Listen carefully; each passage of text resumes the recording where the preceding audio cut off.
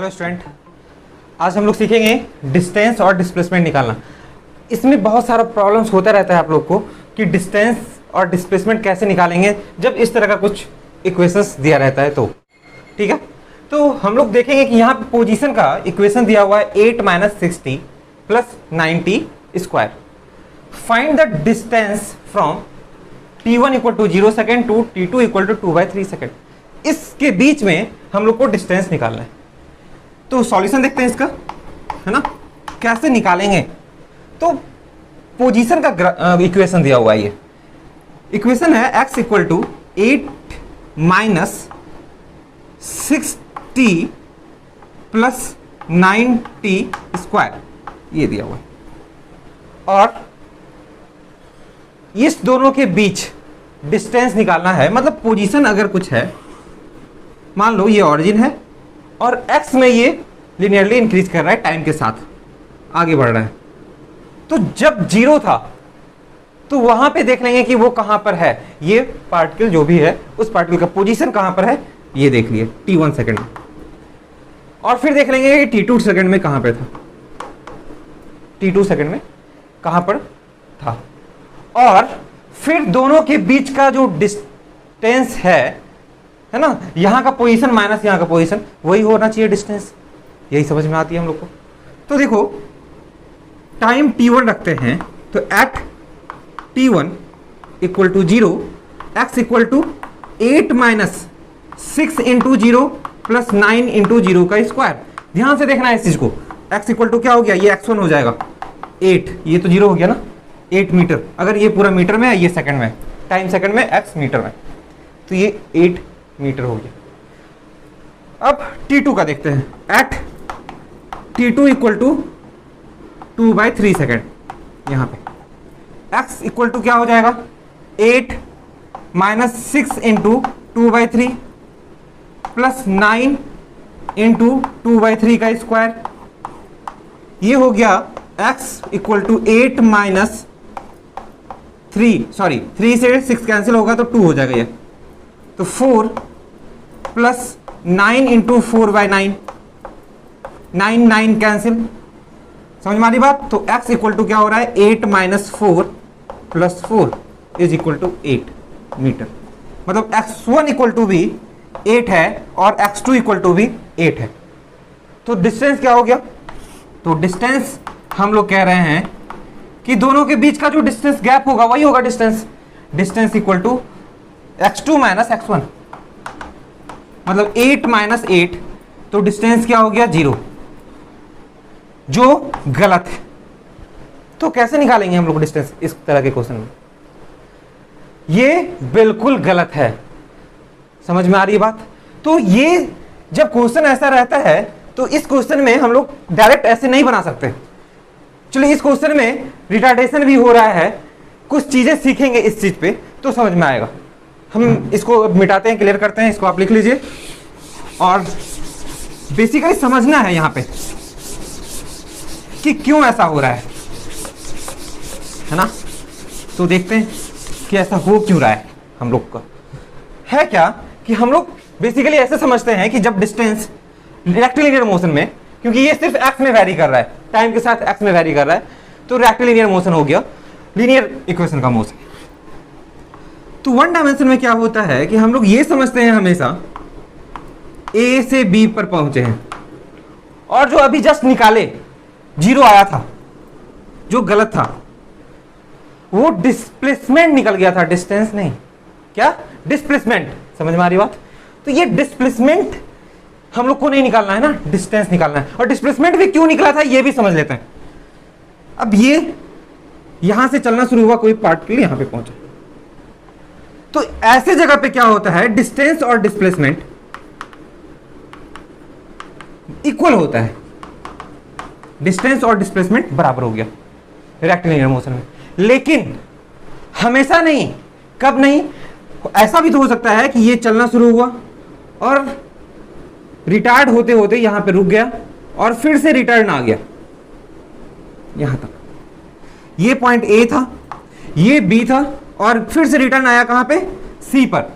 तो रिटर्न आ गया सी पर यहां पे। तो ऐसे जगह पे डिस्टेंस अगर देखेंगे तो पहले बी तक गया फिर रिटर्न आया, तो क्या हो गया A B plus B C, ये पूरा डिस्टेंस होगा ना। और डिस्प्लेसमेंट अगर देखेंगे, डिस्प्लेसमेंट तो सिर्फ A C, initial position to final position, A C ये होता है। समझ में आ रही बात? तो अगर हम लोग जितना आगे गए उतना ही पीछे आ जाएंगे दोबारा, अगर जितना आगे गए उतना ही पीछे आएंगे तो डिस्प्लेसमेंट जीरो हो जाएगा ना। यहां तक गए फिर रिटर्न यहां तक पहुंच गए ए बी और फिर से यहां पहुंच गए, तो डिस्प्लेसमेंट क्या हो गया? जीरो। तो डिस्प्लेसमेंट जीरो, इनिशियल पोजीशन और फाइनल पोजीशन के डिफरेंस को निकालेंगे तो डिस्प्लेसमेंट निकल गया, ये जीरो। पर डिस्टेंस की बात करेंगे, डिस्टेंस की बात अगर करेंगे तो A B plus B A, गए फिर से आए तो 2ab हो गया ना, A B plus A B, तो 2ab, तो डिस्टेंस बढ़ गया, घट नहीं सकता है। तो पोजीशन का डिफरेंस निकालने से डिस्प्लेसमेंट निकलता है, डिस्टेंस नहीं। समझ में आ रही बात? और कभी कभी डिस्टेंस भी निकल जाता है, कब? इस तरह के सिचुएशन में हमेशा बढ़ता जा रहा है, रिटर्न नहीं आ रहा, तो डिस्टेंस और डिस्प्लेसमेंट बराबर होगा। उस पोजीशन पे हम लोग क्या करेंगे, जब दोनों हमेशा इंक्रीज करता जाएगा, वेलोसिटी बढ़ता जा रहा है, कांस्टेंट वेलोसिटी से जा रहा है या बढ़ता जा रहा है वेलोसिटी, मतलब एक्सेलरेशन, रिटार्डेशन नहीं होना चाहिए, रुकना नहीं चाहिए कहीं, फिर लौट कर वापस नहीं आना चाहिए, जब भी होगा तो आगे बढ़ता जाएगा। तो वैसे सिचुएशन पे सिर्फ डिस्टेंस डिस्प्लेसमेंट बराबर होगा और हम लोग डायरेक्ट निकालेंगे x2 माइनस x1, मतलब position of 2 final position minus initial position. Clear है? पर जहां पे रिटार्डेशन आता है, जैसे ही रिटार्डेशन आ गया मतलब डिस्टेंस डिस्प्लेसमेंट अलग हो गया, क्योंकि एक समय के बाद वो रिटर्न आना शुरू हो जाता है। तो देखेंगे कि कहां पर वो जीरो हो रहा है वेलोसिटी और फिर रिटर्न आया या नहीं। अगर वेलोसिटी, इसमें भी ऐसा भी होता है कि हम लोग आगे बढ़ रहे हैं, ए से आगे बढ़ रहे हैं, रिटार्डेशन हो रहा है पर यहां पर जाके रुक रहा है और हम लोग को यहीं पर निकालने कह रहा है। रिटार्डेशन हो रहा है पर रुक कहां पर रहा है वेलोसिटी? यहां पर, वेलोसिटी यहां पर जाकर रुका, लेकिन हम लोग को निकालना है ए से बी तक। तो यहां भी डिस्टेंस और डिस्प्लेसमेंट, डिस्टेंस और डिस्प्लेसमेंट बराबर होगा और इसी तरह निकल जाएगा। रिटार्डेशन हो रहा है लेकिन अभी तक रिटर्न नहीं आया ना, रिटर्न आने के बाद। और इसमें क्या है कि हम लोग को निकालना है, रिटर्न हो गया तो यहां वेलोसिटी जीरो हो गया और निकालना है टाइम, यहां पर गया फिर से रिटर्न आया तो इस जगह पे निकालना है, तो यहां पे चेंज हो जाता है। तो वेलोसिटी यहां पे जीरो हुआ है, रिटर्न हो चुका है, फिर आगे तक पूछ रहा है, यहां पे वेलोसिटी जीरो होने के पहले ही पूछ रहा है तो बराबर होगा। तो रिटार्डेशन में अगर वेलोसिटी जीरो होने के पहले पूछ रहा है तो बराबर हो जाएगा, या फिर एक्सेलरेशन हो रहा है हमेशा तो भी बराबर हो जाएगा। पर अगर वेलोसिटी जीरो होने के बाद भी पूछ रहा है कि कितना चला है, डिस्टेंस पूछा जा रहा है, उस टाइम के बाद, जब वेलोसिटी जीरो हो गया उस टाइम के बाद भी पूछ रहा है, तो अलग अलग हो जाएंगे। यहां भी time t equal something t पे वेलोसिटी जीरो हो रहा है, तो इसका मतलब यह है कि यहां पर भी क्या पूछा जा रहा है, वेलोसिटी जीरो होने के बाद का डिस्टेंस कितना हो रहा है, पहले भी और बाद में भी। तो डिस्टेंस कभी जीरो नहीं हो सकता। जब एक बार वो चल चुका है तो आफ्टर सम टाइम डिस्टेंस हमेशा बढ़ता जाएगा, फिर से वो ऑरिजिन पे भी आता है तो भी डिस्टेंस बढ़ता जाएगा, डिस्टेंस बढ़ेगा हमेशा, है ना। डिस्प्लेसमेंट घट जाता है तो ऐड हो जाता है, ये रिटर्न आ रहा है फिर भी ऐड हो गया। ये क्लियर है यहां तक? अब क्वेश्चन को बनाएंगे तो बहुत आसानी से बन जाएगा, ये समझना बहुत जरूरी था। अब इस क्वेश्चन पे चलते हैं, कैसे करेंगे इस क्वेश्चन को डील, देखेंगे ऐसे क्वेश्चन पे कैसे डील किया जाता है, ये आपको समझना बहुत जरूरी है। जैसे x equal to 8 minus 6t plus 9t square, initially जानना जरूरी है कि वो कहां पर था, t इक्वल टू 0 पे, एट t इक्वल टू 0 क्या आया था, x इक्वल टू 8 आया था, t equal to 0, t equal to 0 बचा सिर्फ 8, ठीक है। फिर यहां पर जब t2 पे निकाले एट t2 इक्वल टू 2/3, तो भी x का वैल्यू क्या आया था, 8। निकाल के चेक करें, यहां पे 2/3, यहां पे भी 2/3, 8 आ गया, अभी जस्ट निकाले थे इससे पहले। तो x1 x2 बराबर आ रहा है, तो डिस्टेंस जीरो नहीं हो रहा है। इसका मतलब ये हुआ कि ये ऑरिजिन है और x पे जब टाइम जीरो था तो वो कहां पे था, 8 पे। जब टाइम जीरो था तो x इक्वल टू 8 पर था, और जब टाइम 2/3 हो गया तो भी फिर से वो रिटर्न कितना आ गया, 8 मीटर पे ही। समझ में आ रही बात, वहीं पर आ जाता है। मतलब या तो ये इधर गया होगा या रिटर्न आया होगा, या इधर गया होगा और रिटर्न आ गया होगा। तो इससे सिर्फ पोजीशन समझ में आता है। अब डिस्टेंस कैसे निकालेंगे, तो इसका वेलोसिटी देखेंगे कि कहां पर जीरो हो रहा है। जैसे मान लो इधर चलना शुरू किया, वेलोसिटी जीरो हुआ और फिर से रिटर्न आया, तो देखना पड़ेगा ना कि वेलोसिटी कहां पर जीरो हो रहा है, कहां पर जीरो, कितने डिस्टेंस तक चला तो वेलोसिटी जीरो हुआ। तो वो डिस्टेंस मान लो कि d है, तो ये डिस्टेंस और फिर से रिटर्न आया इधर, वो डिस्टेंस दोनों को ऐड कर देना है, क्योंकि फिर से तो वहीं पे पहुंच चुका है ना। या फिर इधर आया होगा ये d डिस्टेंस और रिटर्न गया होगा, तो या तो ये होगा या ये होगा। दोनों में से किधर गया है अभी हम लोग को नहीं पता, देखते हैं।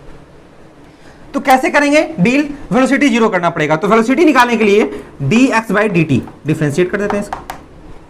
8 का डिफरेंशिएशन 0 होता है, फिर -6t का डिफरेंशिएशन 1 तो 6 हो जाएगा, और प्लस 18t, t स्क्वायर का डिफरेंशिएशन 2t। फॉर्मूला ये y equal to x to the power n है, तो डिफरेंशिएशन होता है dy/dx equal to n into x to the power n-1। इसी फॉर्मूला पर रखेंगे, दिक्कत क्या है, ठीक है। और इसको जीरो कर देंगे हम लोग, वेलोसिटी जीरो होना चाहिए। तो देखो 18t इधर रह गया, 6 को उधर लेते जाओ, तो t इक्वल टू 6/18 मतलब 1/3 सेकेंड। यहां पर जीरो हो चुका है, यहां पर ये क्या हो गया, जीरो, मतलब गया t इक्वल टू 1/3 सेकंड पे जीरो हो गया, या t इक्वल टू 1/3 सेकंड पे जीरो हो गया है। अब पूछ रहा है 2/3 सेकंड पे। समझ में आ रही बात, इसका मतलब वेलोसिटी जीरो होने के बाद भी उसमें डिस्टेंस कुछ ऐड हुआ है, ठीक है। इसका मतलब डिस्टेंस डिस्प्लेसमेंट यहां पे बराबर नहीं होगा। तो अब क्या करेंगे कि इस टाइम पे देख लेंगे कि डिस्टेंस कितना चला है। x इक्वल टू 8 कहां पर, एट t इक्वल टू 1/3, जब वेलोसिटी जीरो हो रहा है वहां पर। वेलोसिटी यहां पे जीरो हुआ होगा या यहां पे जीरो हुआ होगा। 8 माइनस 6 इंटू 1/3 प्लस 9 इंटू 1/3 का स्क्वायर, ये हो गया 2, मतलब 8 माइनस 2 प्लस 9/9, ये दोनों कैंसिल हो गया 1, मतलब 8 माइनस 2 प्लस 1, ये आ रहा है x इक्वल टू 7। मतलब डिस्टेंस कितना, डिस्प्लेसमेंट कितना हो गया, मतलब यहां से स्टार्ट हुआ t इक्वल टू 0 पे और 7 पे पहुंच गया, मतलब 8 पर था 7 पे पहुंच गया, मतलब यहां पे पहुंचा, इधर वाला नहीं होगा। अब समझ में आ गया कि आगे नहीं बढ़ा, ये यहां से पीछे आ रहा था वेलोसिटी, और एक्सेलरेशन उधर दबा रहे थे, पीछे की तरफ आ रहा है इधर, और एक्सेलरेशन पीछे था, रिटार्डेशन हो रहा था, वेलोसिटी इधर था और एक्सेलरेशन उस डायरेक्शन था, वेलोसिटी के अपोजिट। समझ में आ रही बात। तो यहां पे वेलोसिटी जीरो हो गया। अब कब जीरो हुआ, जब t इक्वल टू 1/3 सेकेंड हुआ। 1/3 सेकेंड का मतलब पोजीशन क्या हो गया, 7 मीटर। तो 8 पर था और 7 पे आ गया 1/3 पे, और फिर से 2/3 पे कहां पहुंच गया, 8 पर। तो मतलब 8 से स्टार्ट हुआ, 7 पे पहुंचा, फिर से 8 तक पहुंच गया 2/3 सेकंड में। तो 1 मीटर पीछे आया और फिर से वहीं पे पहुंच गया है। समझ में आ रही बात। तो यहां पे लिखेंगे, अब इसको हम इधर मिटाते हैं, है ना, और समझते हैं कि जब ये स्टार्ट हुआ, थोड़ा डायग्राम अच्छे से बनाते हैं। ये 8 मीटर पे था जब t1 equal to 0 second, x1 equal to 8 metre, और ये यहां पहुंच गया जब t इक्वल टू 1/3 सेकेंड होता है। यहां पे x इक्वल टू होता है 7 मीटर और वेलोसिटी यहां पे 0। फिर यहां तक पहुंचा, फिर से कह रहा है कि t2 पे यहीं पे पहुंच जा रहा है। t2 इक्वल टू 2/3 सेकेंड पे x2 का वैल्यू हो जा रहा है 8 मीटर। मतलब यहां से यहां गया और फिर से यहां तक पहुंच गया, तो 1 मीटर इधर चला, देखो 8 पे था 7 पे पहुंच गया, 1 मीटर पीछे आया, फिर से यहां पे पहुंचा, मतलब डिस्टेंस कितना हो गया, डिस्टेंस 2 मीटर और डिस्प्लेसमेंट 0 मीटर। क्लियर है? बस यही पूछा जा रहा है। आप लोग क्वेश्चन कीजिएगा इसमें कि 1 सेकेंड में, क्वेश्चन में मैं चेंज कर देता हूं यहां पे 1 सेकेंड, आप लोग कमेंट करके बताएंगे कि 1 सेकेंड में कितना डिस्टेंस चला और कितना डिस्प्लेसमेंट हुआ। Find the distance and displacement, same equation में 0 सेकेंड से 1 सेकेंड में कितना चला। ठीक है, अच्छा कुछ क्वेश्चन ऐसे आ रहे होंगे कि क्या सर सारे इक्वेशन में हमको वेलोसिटी चेक करना पड़ेगा? नहीं, अगर यहां पे पॉजिटिव होता ना तब ऐसा नहीं करना पड़ता आपको, ये पॉजिटिव अगर होता तो आपको ऐसा करने की जरूरत नहीं होती। इसका मतलब डिस्टेंस भी उधर, वेलोसिटी भी उधर और एक्सेलरेशन भी उधर, मतलब सेम डायरेक्शन में तीनों होगा। समझ में आ रही बात? तो उस जगह पे चेक करने की जरूरत नहीं होती और डिस्टेंस डिस्प्लेसमेंट बराबर होता है। लेकिन अगर कोई निगेटिव आ गया है तो चेक करना पड़ सकता है, गारंटी नहीं है, पर चेक कर लेंगे तो ज्यादा बेटर होगा कि क्या हम जहां तक डिस्टेंस निकाले हैं उसके अंदर के रेंज में वेलोसिटी कहीं 0 हो रहा है। अगर 0 हो रहा है इसका मतलब रिटर्न आकर चला गया है वो। ठीक है, तो उस क्वेश्चन पे भी हम लोग डिस्कस करेंगे कभी नेक्स्ट वीडियो में। तो आज आप लोग कमेंट्स करके बताएंगे जो भी वीडियो देखेंगे कि सेम इक्वेशन में t1 इक्वल टू 0 सेकेंड से t2 इक्वल टू 1 सेकेंड के बीच जो चला है तो कितना डिस्टेंस हुआ और कितना डिस्प्लेसमेंट हुआ। क्लियर है? और ऐसे ही जो भी डाउट्स होता है आप कमेंट करके हमसे पूछ सकते हैं, पर्सनली भी पूछ सकते हैं, हमारे नंबर मिल जाएंगे आपको, कहीं ना कहीं तो मिल ही जाएंगे। ओके, तो थैंक यू, रहने देते हैं इतना ही।